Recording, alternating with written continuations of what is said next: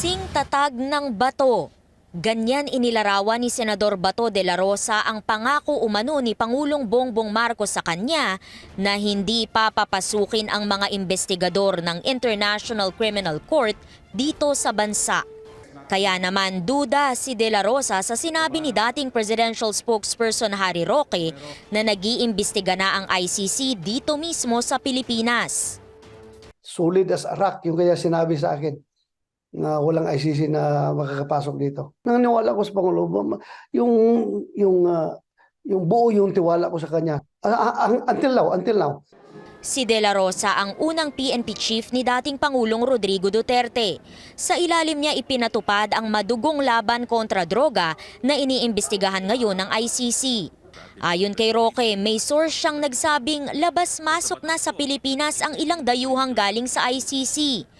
Ani De La Rosa, dapat agarang makumpirma ng mga otoridad kung totoo ba ito. They should do that. Otherwise, magiging inutil sila kung di nila alam.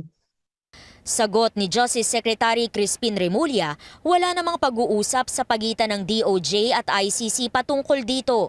Hindi naman daw pwedeng basta na lang paniwalaan ang source ni Roque. Sabi naman ni Solicitor General Menardo Guevara, maaaring tingnan ng Immigration Bureau kung talaga bang nakapasok na sa bansa ang ICC investigators. Pero matatagaan niya ang posisyon ng gobyerno na walang jurisdiction ng ICC sa Pilipinas. Hindi rin anya kailangang pumunta rito ang ICC prosecutor dahil may mga grupo sa Pilipinas na nagbibigay ng impormasyon sa kanila. Sabi naman ni Senate Minority Leader Coco Pimentel, kung talagang nagsasagawa ng mabusising investigasyon ng ICC dito, imposibleng hindi malaman ng gobyerno. Common sense tells me na sasabihin nila, what are your official figures? Diba? For this period of time, then dapat kausapin nilang Commission on Human Rights. So kung walang ganyan, that looks like wala pa sila rito. Although ako personally, I find nothing objectionable kung nandito na sila. Ayon kay De La Rosa, kung mapapatunayang nandito na nga sa Pilipinas ang mga investigador mula ICC nang walang pahintulot ng ating gobyerno, dapat silang arestuhin at ipa-deport, tulad ng sinabi noon ni Chief Presidential Legal Counsel Juan Ponce Enrile. Pero kung papapasukin nga ng Administrasyong Marcos ang ICC, hudyat ba ito ng panlalaglag sa mga Duterte? It depends sa kanila kung anong tingin ng mga Duterte dyan. Ha?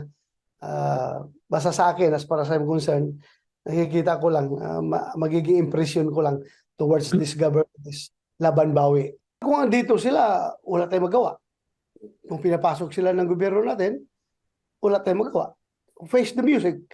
Kinumpirma ni De La Rosa na posibleng tumakbo bilang senador si dating Pangulong Duterte, pero hindi naman daw ito para makakuha ng proteksyon mula sa ICC.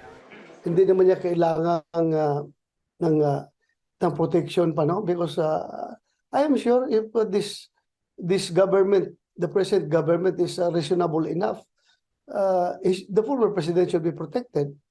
Amor Santos, CNN Philippines.